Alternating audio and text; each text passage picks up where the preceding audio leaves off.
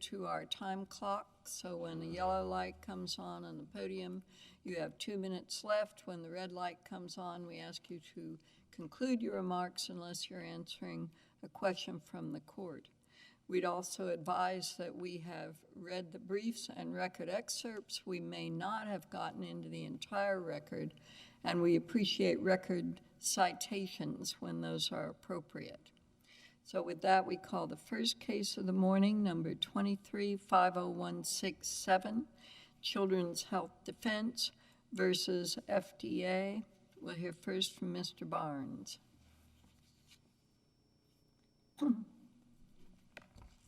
May it please the court, I'm Attorney Robert Barnes representing Children's Health Defense. The question here is whether Children's Health Defense stated a case or controversy within the meaning of Article 3 of the U.S. Constitution. We contend they did. This is not a case where Children's Health Defense is seeking remedy for some third party. As Justice Scalia noted in Lujan at 504 U.S. 555, 561, and 562, if you're bringing a claim on behalf of a third party, standing can be difficult. But if you're bringing it when you are the object of the agency action, then that typically you do have standing. That was the case here. It's also important to note that as this court recently reiterated in General Land Office 71 F. 4th, 264 at 269, 5th Circuit 2023, at the pleading stage, it's a different analysis than at the summary judgment stage or at the trial stage. This case was decided at the pleading stage, where general allegations suffice. These specific allegations are presumed within those general allegations. And what were those general allegations here? Note that for the purposes of the record, this can be found at ROA 1906 to 1974. Specific paragraphs of reference in the first amended complaint include the introduction, paragraphs 7, 22, 27, 95, 96, 149 through 1. Do these parents have a requirement to get their kids vaccinated? I'm sorry, say that one more time, Your Honor. Do these parents have a requirement to get their kids vaccinated on COVID? Not at this time, Your Honor. And they're in 3 states. I mean, in Texas, it's pretty much disallowed to require anything about COVID. I know that much, and I don't think the other 2 states have that requirement. And if they did, wouldn't it be right, like if a school was requiring it, to sue that school, not the FDA, which does not require it? Yes, Your Honor. The risk of mandates was a particular risk identified in the complaint, but it wasn't the only risk identified in the complaint. We would note as to the risk of informed consent. The concern was that under Texas law, people other than the parent can, under certain circumstances, approve the vaccination of the child. So then why aren't you suing Texas or that part of because the FDA is not requiring it. And in fact, we had a case that came back to us because it was mooted by the fact that nothing's being required anymore. So why would you sue the FDA? Because what you're saying is parents who want their kids to get vaccinated shouldn't be allowed to because they should throw out the COVID vaccine for the kids. That's what y'all are saying, right? No, Your Honor. What we want is to make sure that what Children's Health Defense is seeking is solely that the information given to parents is correct about what is scientifically proven to be safe and effective, medically necessary. For example, to this day, the emergency use authorization is the only basis by which children under the ages of 12 are subject to the COVID vaccine. How is there still a public health emergency facing kids concerning COVID to this day when there isn't for anyone else? This goes to the FDA's emergency use authorization and the emergency powers. This case, I believe, goes far past the question of COVID or even COVID vaccines, because this is a precedent-setting case where the FDA is claiming that they can just say emergency use authorization and escape all judicial review. Their contention is that they are past and beyond legal review. They can That of course is a merits question or a cause of action question that we could reach, but we also need to know which of the plaintiffs have Article 3 standing. Absolutely, Your Honor. On what basis? Yes, Your Honor.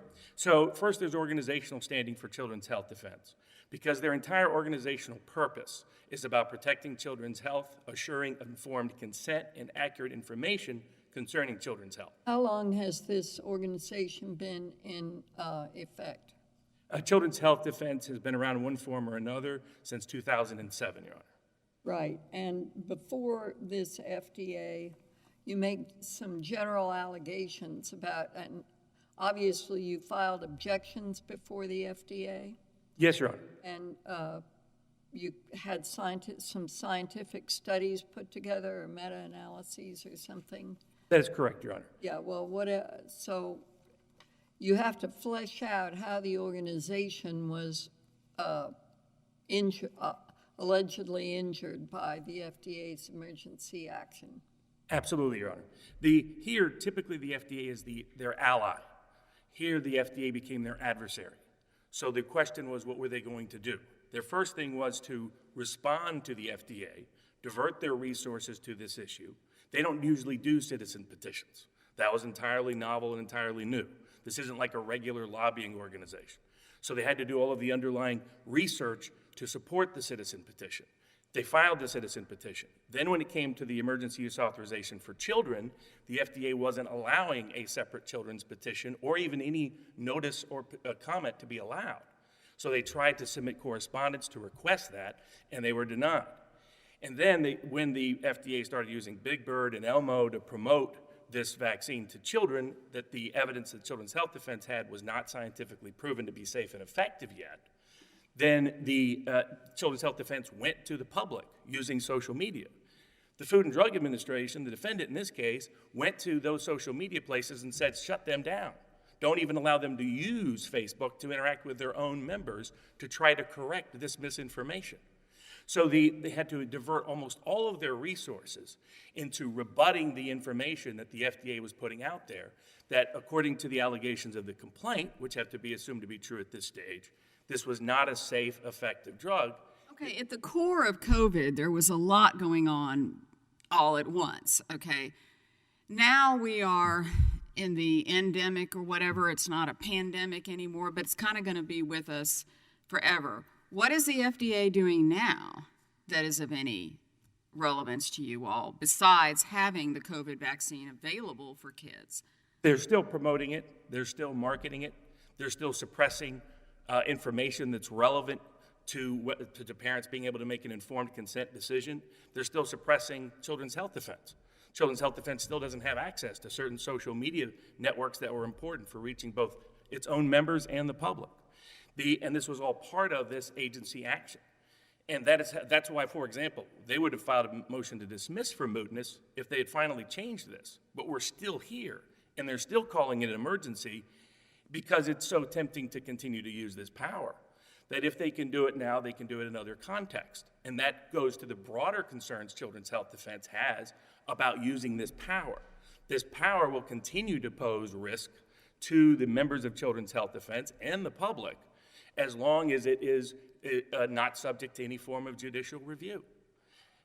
And for example, this court in Fowler, another example, American Academy of Pediatrics, 379 F Supplement 3rd, 461, District Court of Maryland. What happened? The organization represented people who educate children about public health, just like Children's Health Defense. The FDA put out information that the American Academy of Pediatrics thought was false and inaccurate. They sued, and the federal court said, yes, you have standing because you're part of the group that's intended to be the intended beneficiary of this. Is that cited in your brief? Yes, Your Honor. The one case that's a recent case, is Port Arthur Community Action case. The docket for the Fifth Circuit is 22-60556.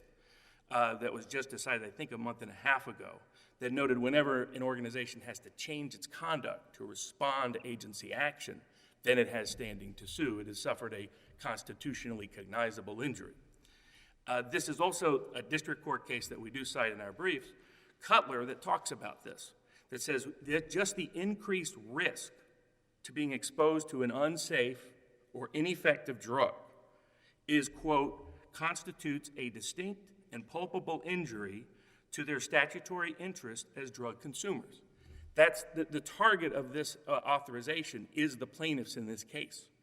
So this is not a case of seeking third-party issues. These are, the plaintiffs were the direct target. They took remedial action where they could. Well, the plaintiffs aren't going to subject their children to the vaccine. So really, they're not injured until and unless it becomes a mandate. There, I think the question is whether the risk itself is an injury. Putting aside the organizational standing, Children's Health Defense has already experienced substantial cost and massive diversion of resources in responding to this. But putting aside the organizational issue, on the associational standing or the individual standing, courts have previously recognized that merely the risk is the injury.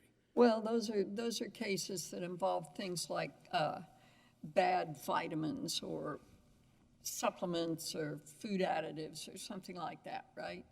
Yes, Your Honor. Where you could ingest them sort of accidentally. Yes, Not Your Honor. necessarily, but usually. That's one way to do it. But this is a vaccine, and you know that you're going to take it or not take it. But your risk of being exposed to discrimination, your risk of the parental-child relationship being invaded, and the informed consent component, as the federal district court noted in Booth. There, the child had not That yet. doesn't have to do with the FDA. It does here, because the FDA is the one acting in the coercive. Without the FDA, none of this is at issue. Like, let's say we looked at. But without the FDA, kids couldn't get a COVID vaccine, and who knows how many of them might have died without it. You're assuming that it's bad for kids, but the FDA did what it needed to do to put it out there in the middle of an unknown, all out of the blue pandemic. All we're asking is for the opportunity to, in fact, prove they didn't follow the science. If we're wrong, if they're right, the district court can so rule, and the vaccine stays available. We're only saying that whether or not they went through the scientific process. But you're trying to take the vaccine away. You said earlier you're not, but you are. If in fact it's unsafe and ineffective for kids, absolutely. And we intend to prove that. If we're wrong, however, then the court can so say. The key here is there's not even a judicial review occurring. The FDA is beyond all review. That's what they're asserting. That's an extraordinary power. Well, there is a statute that talks about emergency powers, but again, we need to go back to standing, because I do not understand on organizational standing, we have 2 or 3 cases that are cited frequently in the briefs, like NAACP v. City of Kyle and this El Paso case and some others that that say courts must be very careful about allowing organizations to assert standing. Otherwise, you can manufacture an organization which can immediately manufacture standing and put us in the position of an advisory opinion. Yes, Your Honor. Right. And we're not seeking that at all. I mean, well, when you say, so what struck me in what you said earlier was that FDA used to be the ally of your group, and that this was the first time the group had done a citizen petition. I had assumed Children's Health Defense had always been involved in that kind of activism. It's been involved in activism in terms of educating the public and making sure its members know. But in that capacity, the expectation is the FDA is their ally in that process, not their adversary. That the FDA is not the source of the misinformation. Someone else is the source of the misinformation. Maybe a drug company, maybe a medical care provider, maybe someone else. Maybe an environmental company. A lot of Children's Health Defense originated with environmental toxin concerns for children. So in this context, this was new, having to not only rebut them. So you're saying anybody who disagrees with the FDA has standing? No, Your Honor, only if you're within the protected intended beneficiaries. What the federal court noted in Cutler was that the intended beneficiaries are the drug consumers. So if you're one of the drug consumers, so for example, let's say I sued over the abortion pill. Well, the abortion pill doesn't concern me. But if I was someone for whom the abortion pill was needed, then I would be one of the intended beneficiaries who would have the right to sue if it was taken away from me.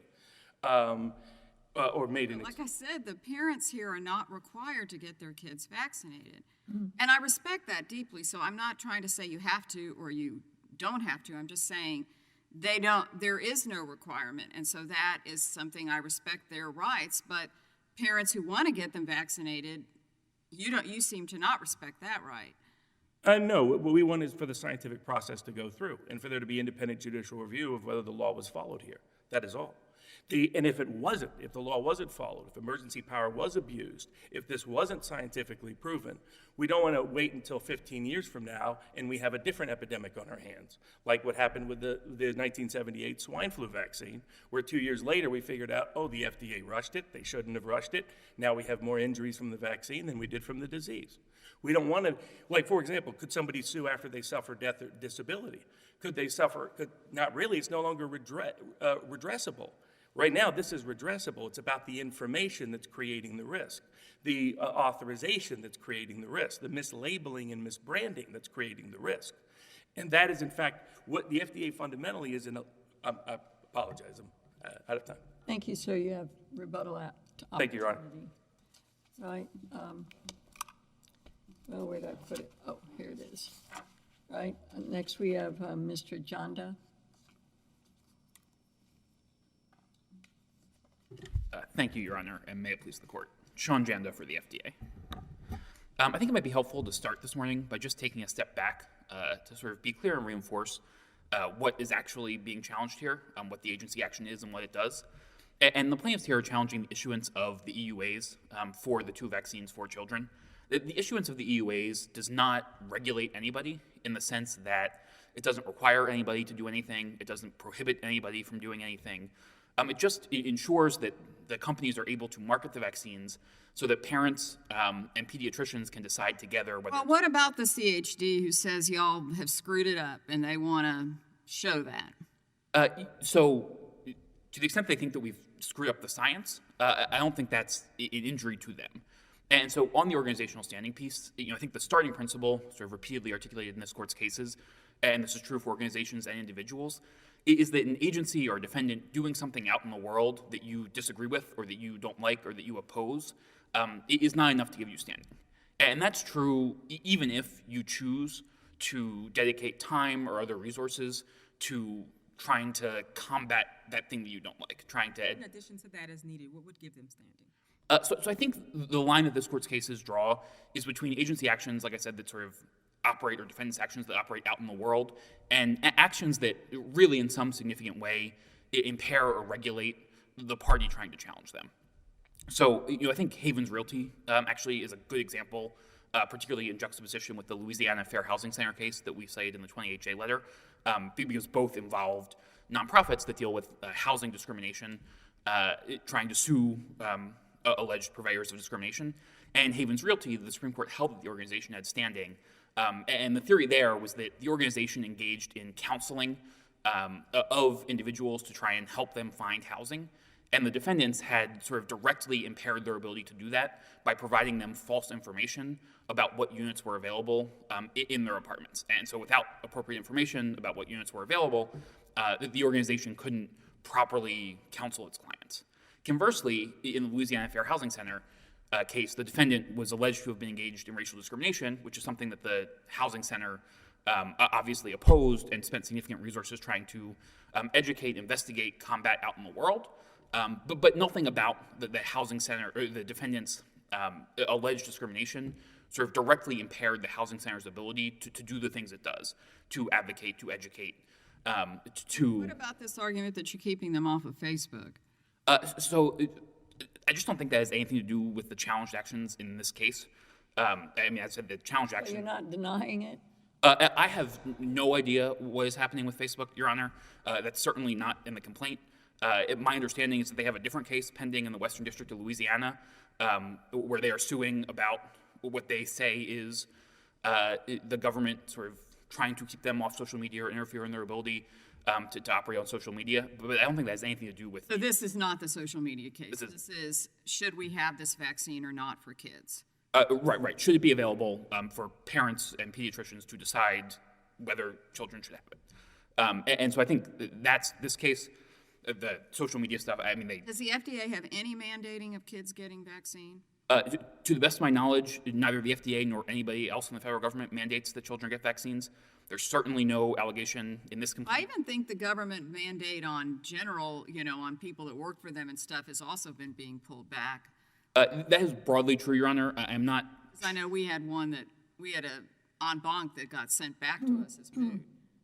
That is correct. I don't want to say that sort of every place where the federal That's for government medical. has required them has been pulled back, but it's certainly moving in that direction. And there's certainly, as I said, no allegation in the complaint, and I think certainly sort of the opposite, the sort of disavowal of any such mandate at the podium today, as best I can tell. But he's saying y'all haven't made it, it's not safe for kids, and that's what he's challenging. That is sort of the merits of their claim. That's right, Your Honor, that the FDA is scientifically Then proper. why, he's saying they have standing for that. Right. And again, I just, again, no one is making, with respect to the individual plaintiffs, no one is making the individual plaintiffs' children take the vaccine. As best I can tell, certainly Which the is FDA is different not. from some vaccines are required. Excuse me, sir, but an emergency use authorization implies that there's a basis for emergency use, and FDA has not discouraged. And I'm pretty sure I've read in the press, the various organizations, that FDA itself has said it's not a bad idea, and there's no other reason to have Big Bird and Elmo talk about getting their shots than to encourage it. So Certainly, FDA's issuance of the EUA reflects FDA's determination that the vaccine meets the standard, and it reflects its scientific review. But I think, again, the important point is that FDA is not requiring that anyone get the vaccine. FDA has issued the authorization, which helps ensure that. I mean, you know, whether there's a cause of action is a completely separate question, but insofar as this group is saying that colorfully that the FDA turned from ally into opponent, and that they have never, that in trying to get out information to their constituents or the public about risks of vaccines, they have been hindered by the FDA's emergency approval, that they never had to file a citizen petition before, that they had to do all sorts of contortions novel to their organization. Doesn't that seem to fall into the category of unusual activity, oppositional activity that yields standing? No, Your Honor. And let me put the citizen petition to one side for a minute, but I'll get back to that because I think there are some additional problems with relying on that to generate standing. But I think at an overall level, the problem here, again, is that nothing in the EUA requires the organization to do anything or it regulates them in any way. To the extent that they disagree with the EUA, that they choose to spend resources trying to educate the public or advocate Actually, about. what they said they were trying to do was prevent the EUA,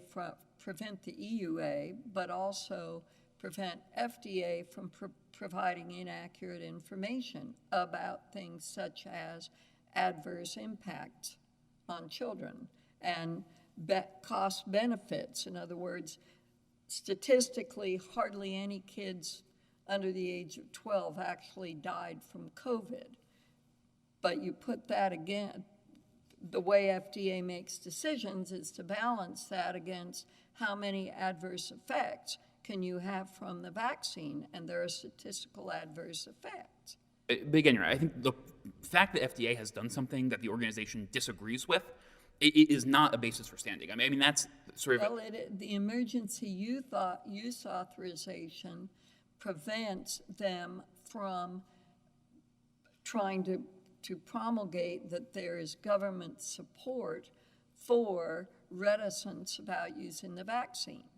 Again, I don't understand what the sort of significant impairment of their actual activities is. Okay. The fact that they sort of disagree with the decision, the fact that they choose to use resources to educate, to advocate, to do the things that they do, is just not a basis for standing. I mean, I think this court's cases are remarkably clear on that point. The best cases you have for that proposition? I think the Louisiana Fair Housing Center case is sort of directly on point. I mean, there, again, the defendant was engaged in alleged racial discrimination in the world, which was a thing that the nonprofit plaintiff fought against. That was their mission, and they had sort of almost exactly the same sorts of allegations, that they had spent resources investigating the defendant, that they had spent resources sort of working to educate the public, to advocate.